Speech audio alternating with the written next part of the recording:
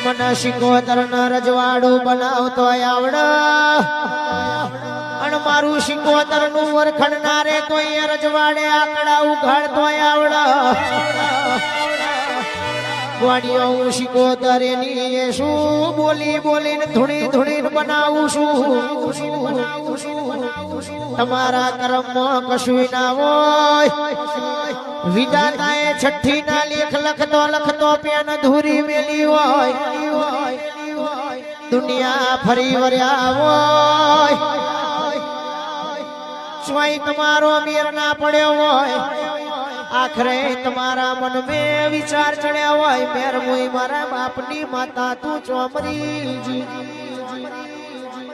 તે દાડે મને શિકોતર ને ઓળખી જાહો તો